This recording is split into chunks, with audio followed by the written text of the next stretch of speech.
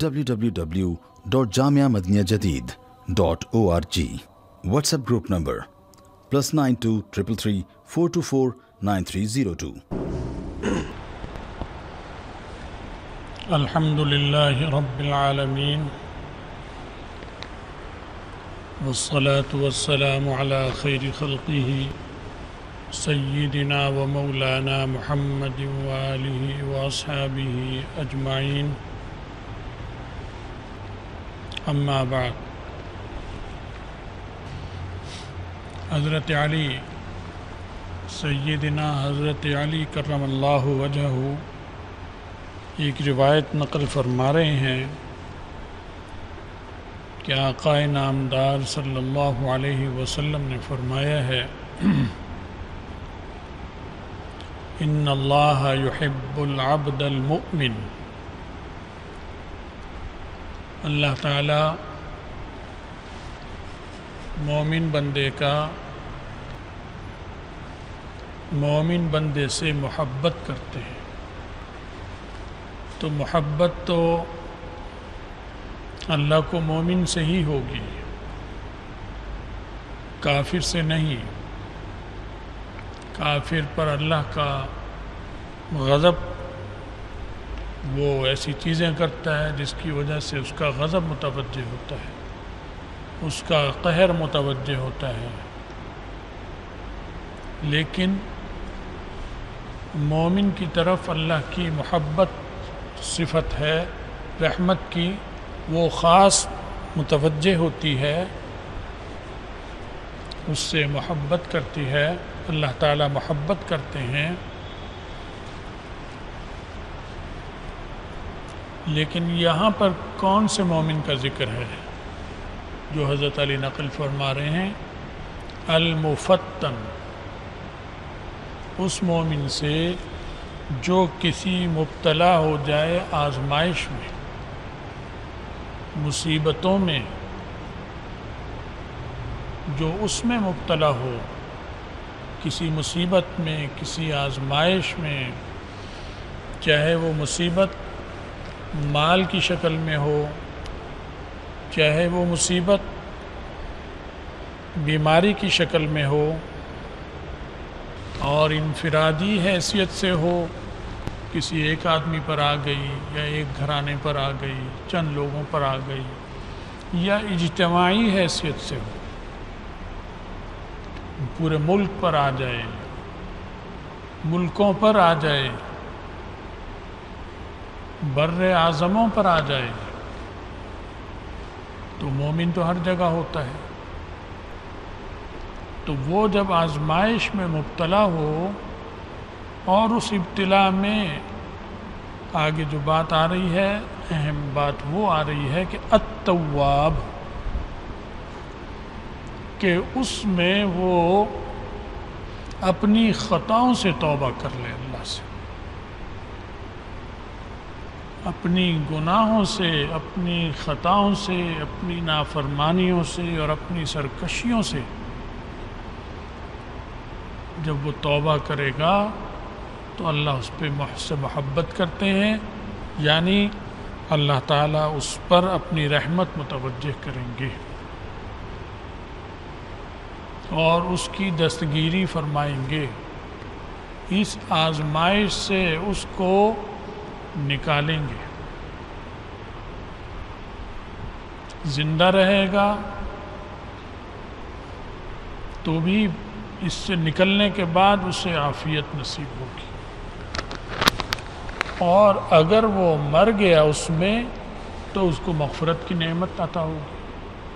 تو یہ اللہ کی رحمت تو یہ تو اور بھی بڑی ہے، مرنے پر مغفرت ہو جائے، وہ تو ہمیشہ کیا انعام شروع ہو گیا اس پر، ایسا انعام شروع ہو گیا جو کبھی ختم نہیں ہوگا۔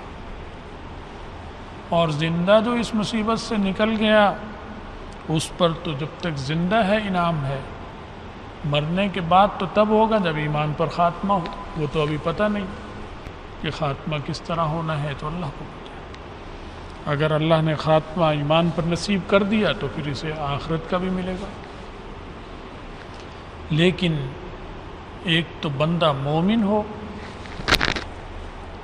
یہ شرط ہے، کافر پر نہیں،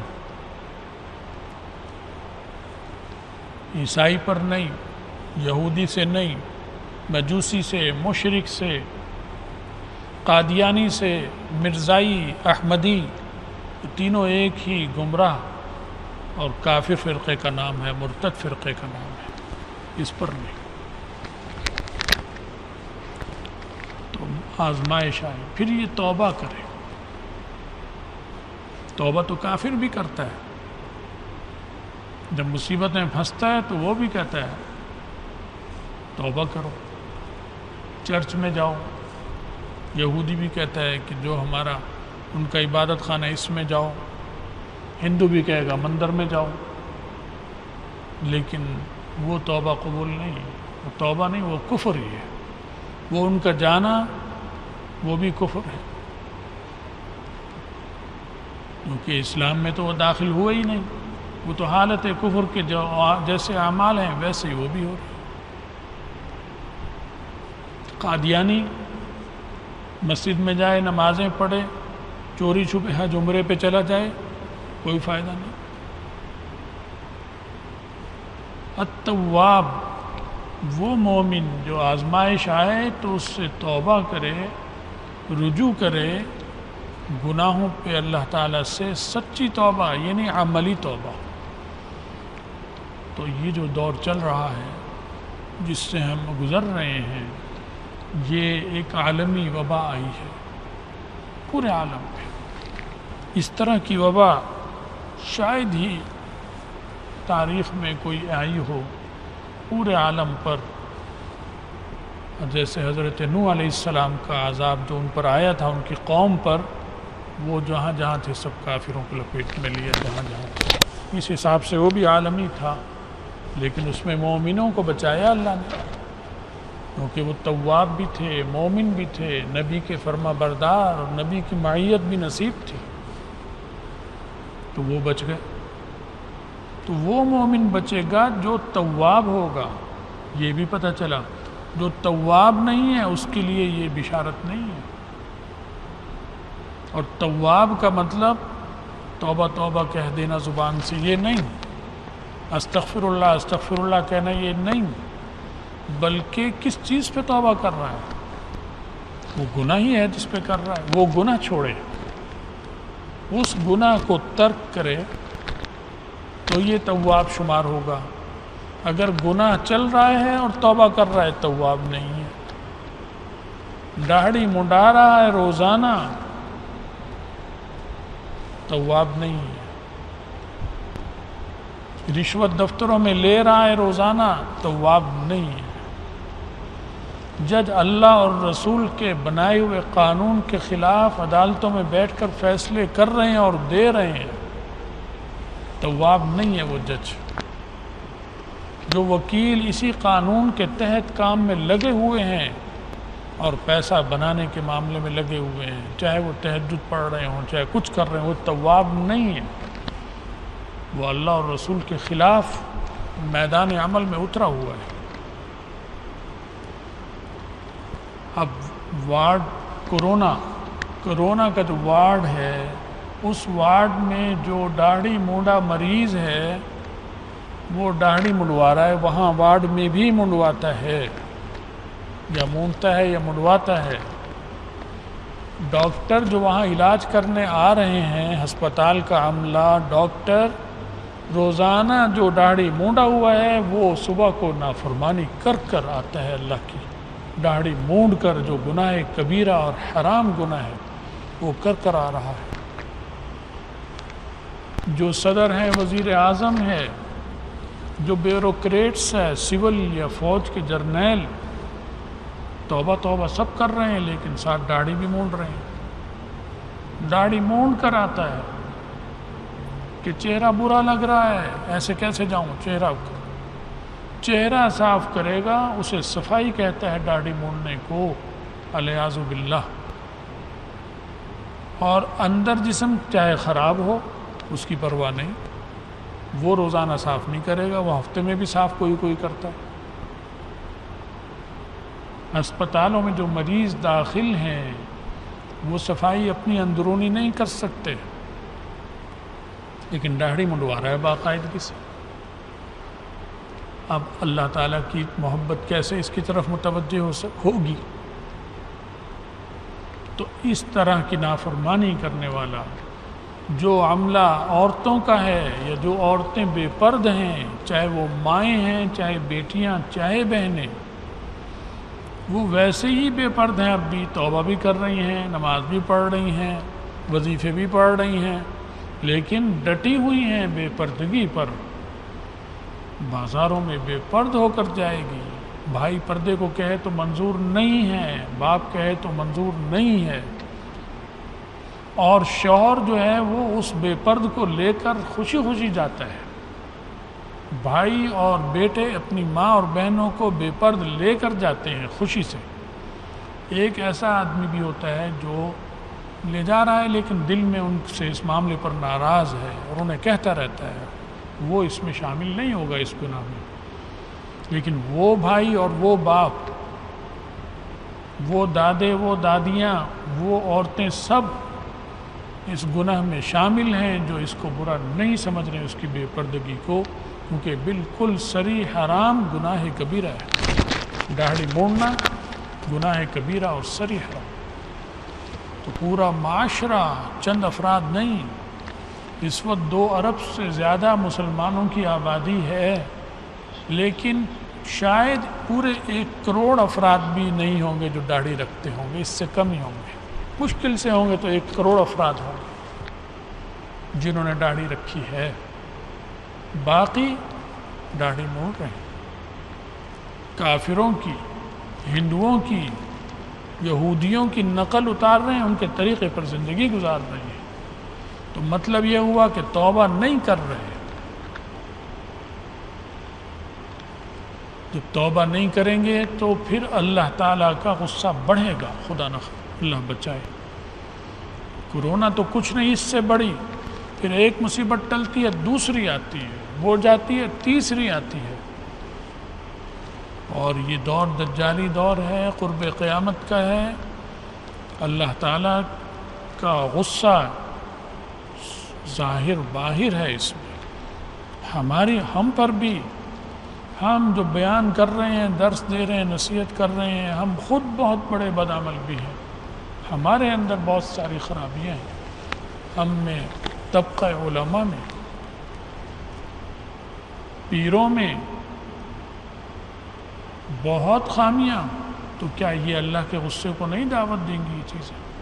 یہ تو اوروں کی خامی سے زیادہ غصہ، کہ تو جانتا بھی ہے، تو درویش بنا ہوا ہے، تو وعظ اور نصیحت بھی کرتا ہے، تیرا اپنا اندر کا یہ حال ہے کہ اپنے ذات کو تو بڑا پسند کرتا ہے، اپنے بیان سے تو بڑا خوش ہوتا ہے، اپنے کو افضل سمجھتا ہے، دوسرے کو کمتر سمجھتا ہے، تیرے دل میں مقابلہ بازی ہے، میں اس سے بڑھ جاؤں، میں اس عالم سے بڑھ جاؤں، میں اس کی تقریر سے میری تقریر اور میری تحریر بڑھ جائے، تیری زندگی صبح شام اس جذبے میں چل رہی ہے، پھر یہ آدمی بھی اس میں نہیں شامل ہو۔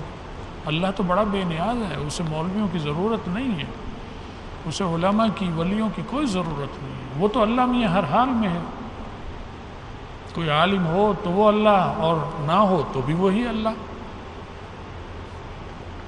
کوئی اس کی عبادت کرے تو وہی اللہ ہے، کہ نہ کرے تو بھی وہی اللہ ہے، اس میں کوئی کمی نہیں آتی، نہ اس کی خدائی بڑھتی ہے ہماری عبادتوں سے، ہمارے مراقبوں سے، وہ تو اللہ ہے۔ ہمیں فائدہ ہوگا اور ہمیں ہی نقصان ہوگا جو ہونا ہے۔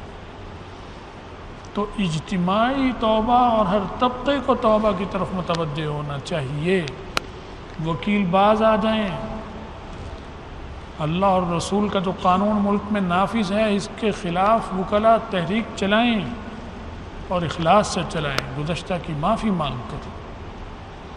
جج بھی توبہ کریں، مراعات کے اپنے عہدوں کے لالچ میں نہ آئیں کہ یہ تنخواہیں کہاں جائیں گی، یہ گاڑیاں، یہ بنگلے کہاں جائیں گے، یہ ملیں گے انشاءاللہ، اس سے اچھے ملیں گے، لیکن اللہ سے ڈرو۔ جج بھی ڈریں، جرنیل بھی ڈریں، کرنیل بھی ڈریں، سب داڑھیاں مونڈ رہے ہیں، اللہ کی نافرمانی میں لگے ہوئے ہیں، رشوت سے باز نہیں آ رہے، جھوٹ سے باز نہیں آ رہے، تاجر جھوٹ سے باز نہیں آ رہے، ملاوٹ سے باز نہیں آ رہے، پھر اللہ تعالیٰ کیسے متوجہ؟ حدیث میں صاف صاف فرما دیا، حضرت علی رضی اللہ تعالیٰ روایت کرتے ہیں کہ اللہ تعالیٰ اس مومن بندے کو جو آزمائش میں ہو پسند کرتے ہیں، جو تواب ہو، توبہ کرے اللہ سے، پھر اللہ عذاب ہٹاتا ہے، پھر جو تکلیف آتی ہے اس میں اس کے درجے بڑھتے ہیں، پہلے گناہ جھڑتے ہیں، گناہ جھڑ جائیں تو پھر درجے پڑھنے شروع ہو جاتے ہیں۔ ایسا انعام جو کائنات کا بڑا سے بڑا بادشاہ نہیں دے سکتا۔ کسی کے گناہ جھاڑنا کسی بادشاہ کے بس کی کام نہیں، کوئی بادشاہ نہیں جھاڑ سکتا۔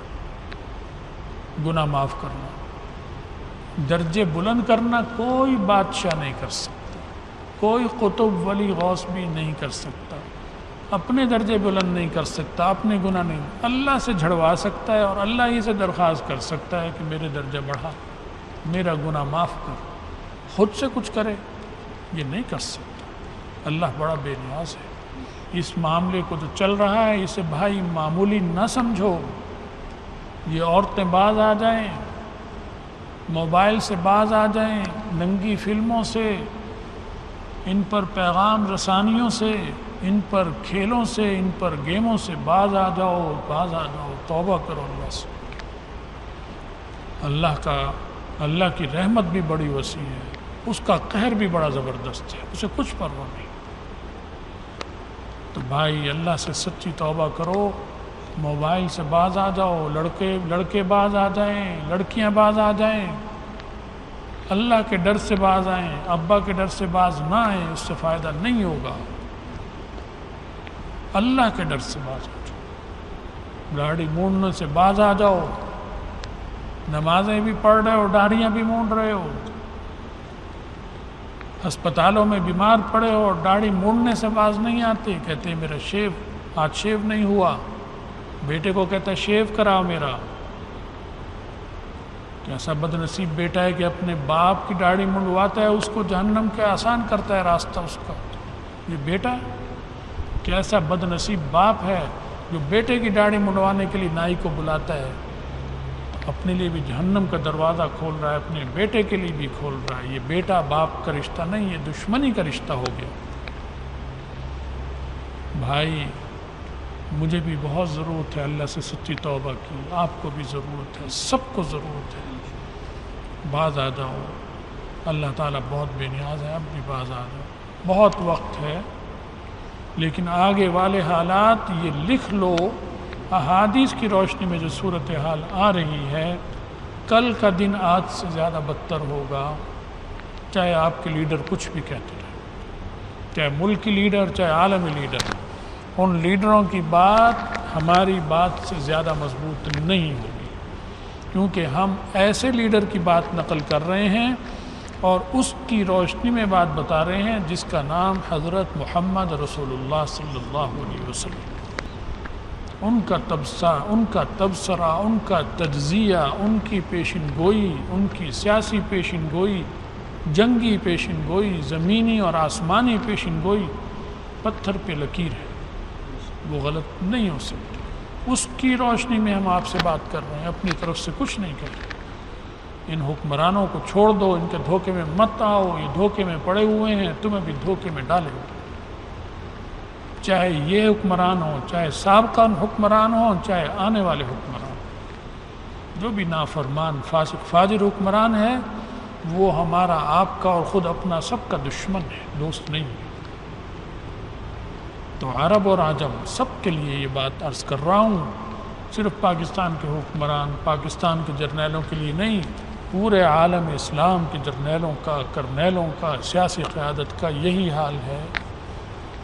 سب کے سب ہم اللہ تعالیٰ کی نافرمانی پر اجتماعی طور پر کمر بستہ ہوئے ہیں اور اس کے ہٹنے کے لیے تیار نہیں ہیں، چاہتے ہیں اس کے ہٹے بغیر اسی مستی میں رہتے ہوئے بس نعمتیں ملتی رہیں۔ بھائی ایسا نہیں، یہ دارالامتحان ہے دنیا، یہاں چند دنوں کے لیے امتحان کے لیے آئے ہیں، آخرت کا گھر، اصل گھر وہ ہے۔ اب کس کا گھر اصل جہنم ہے اور کس کا گھر اصل جنت ہے یہ اللہ کو پتہ ہے۔ اللہ ہم پر اپنا قہر کا معاملہ نہ فرمائے، اپنے کرم اور رحمت کا معاملہ فرمائے، ہمیں سچی توبہ کی توفیق عطا فرمائے، اور اللہ تعالی ہم سب کے ساتھ رحم اور فضل کا معاملہ فرمائے، ہماری مغفرت فرمائے، آخرت میں حضرت محمد رسول اللہ صلی اللہ علیہ وسلم کی شفاعت اور ان کے ساتھ نصیب فرمائے۔ وآخر دعوانا ان الحمدللہ رب العالمین۔ جب سے کرونا کی وبا آئی ہمارے یہاں بیانات وغیرہ موقوف ہو گئے ہیں، جیسے کہ ڈاکٹروں کی اور طبی ہدایات ہیں قانون کے مطابق، اس لیے بیانات بھی موقوف کر رکھے ہیں۔ بس آج مشورہ ہوا کہ نیٹ پر جو ہم بیان دیتے ہیں نیٹ پر بیانات آتے رہنے چاہیے، لہذا کوئی اجتماع نہیں کریں گے بغیر اجتماع کے، جیسا کہ تعلیم بھی ہے، اسلام میں آیا بھی ہے کہ بیماری سے اجتناب اور اس سے پرہیز اور دوا وہ کرنا سنت ہے۔ اس پر الحمدللہ پوری دنیا میں علماء اور طلباء اور مدرسے والے پورا عمل کر رہے ہیں اللہ کے فضل سے۔ تو اسی کی روشنی میں ہم نے یہ چاہا کہ یہ کرتے ہیں، واٹس ایپ پہ بیانات ڈال دیے جاتے ہیں تو اس پر ڈل جاتے ہیں، لوگوں تک پہنچتے ہیں۔ پچھلے 3 ہفتوں سے تو یہ سلسلہ رک گیا تھا، لہذا آج تجویز آئی تو اللہ کے نام سے ہم نے بھی یہ کام شروع کیا۔ اللہ قبول فرمائے، کوتاہیوں کو درگزر فرمائے۔ وآخر دعوانا الحمدللہ۔